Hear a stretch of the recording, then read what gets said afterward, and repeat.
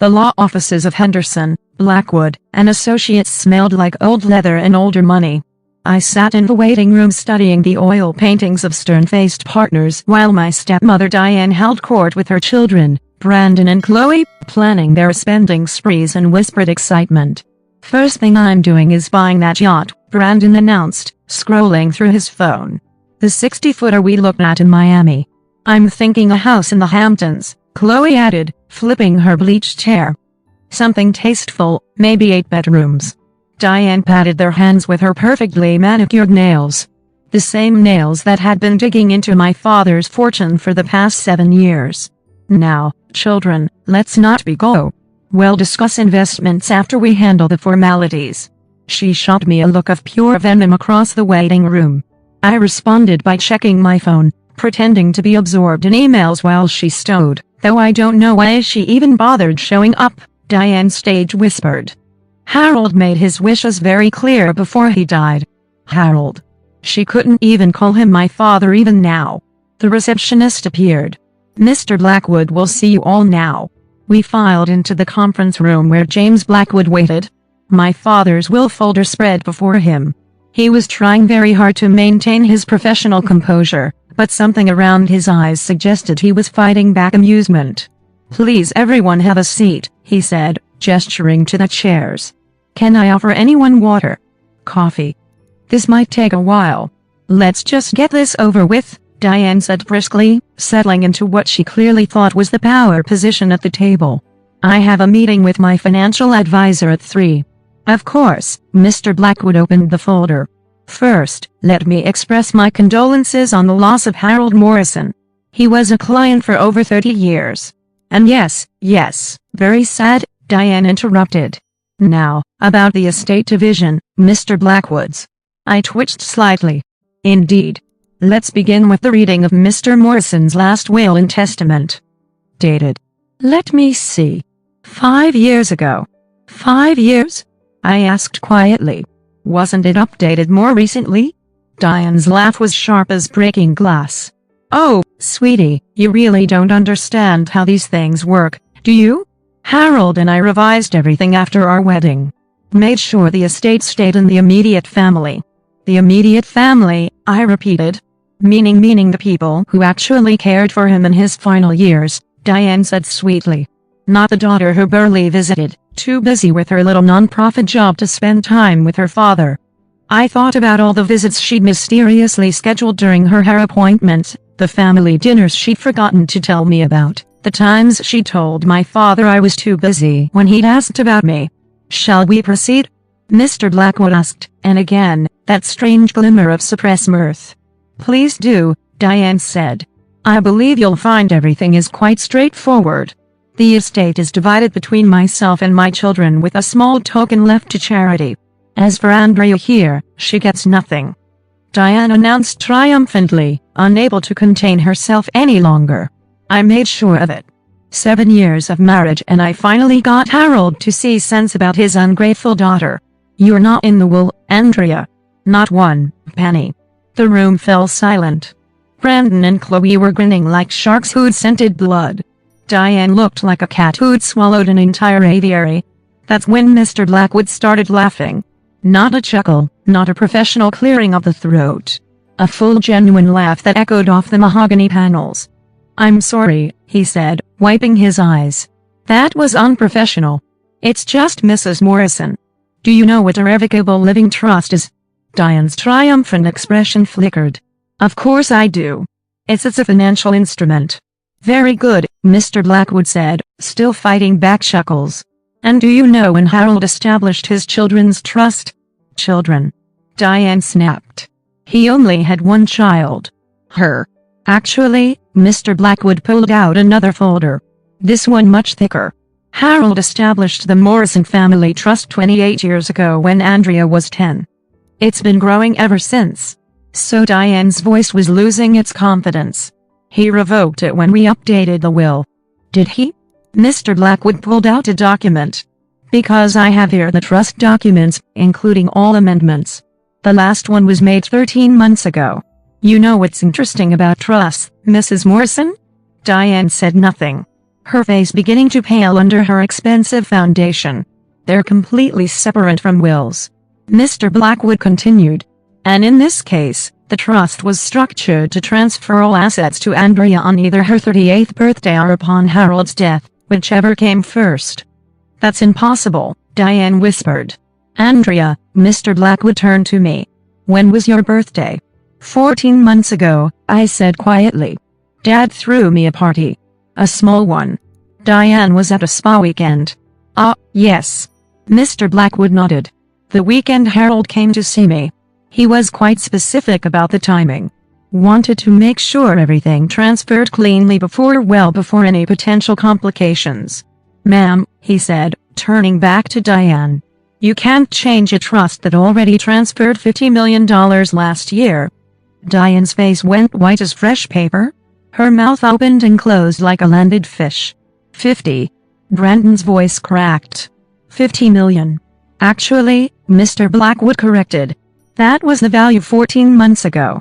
With the market performance and the dividend reinvestment, it's currently valued at approximately 57 million. But the houses," Chloe shrieked. "The cars, the bank accounts, all held by the trust," Mr. Blackwood explained patiently, "which transferred to Andrea last year. You've been living in Andrea's houses, driving Andrea's cars, and spending Andrea's money for the past 14 months. I finally spoke. Dad told me to wait. Said it would be better to let everything play out naturally. He wanted to see if you'd change, Diane. If you'd stop being so." I searched for the word inquisitive. "This is fraud." Diane spat. "Wheels too. Harold wasn't in his right mind. Actually," Mr. Blackwood pulled out a medical report. "Harold had a comprehensive cognitive evaluation 13 months ago. Perfect scores across the board. He also had 3 psychiatrists confirm his mental capacity. He was an ice harp as attack and twice as pointed." His words, not mine. "But why?" Brandon asked, looking genuinely confused. "Why would he do this?" I looked at him with something almost like pity. "Because he saw what you were doing. All of you. The credit cards you took out in his name, Brandon.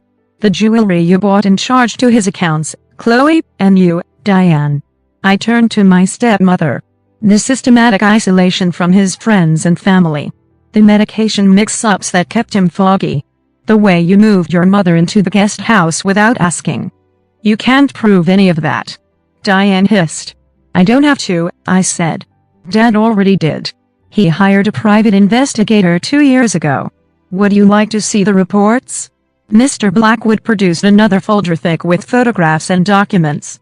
"Harold was particularly interested in your first marriage, Mrs. Morrison. How did your first husband die again? Medication mix-up, wasn't it?" The silence in the room was deafening.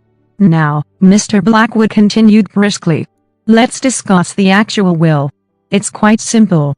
To my beloved wife, Diane Morrison, I leave the sum of $1, the amount she truly deserves. To Brandon and Chloe Whitfield, I leave the same. The remainder of my estate, consisting mainly of personal effects since the trust already transferred all assets, goes to Andrea."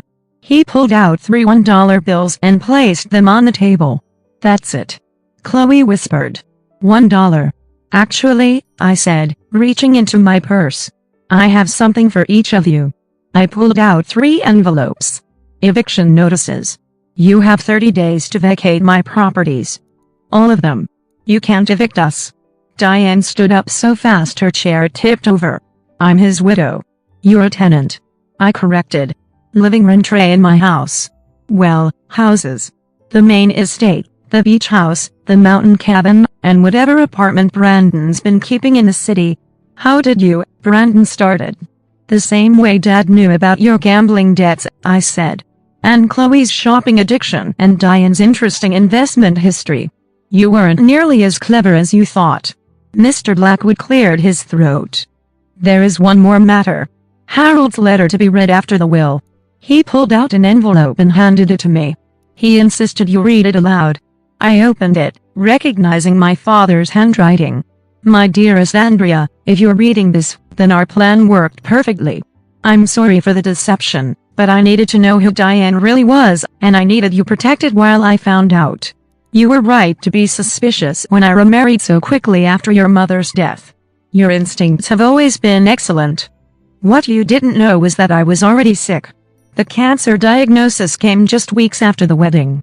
I thought Diane would care for me, but instead she revealed her true nature.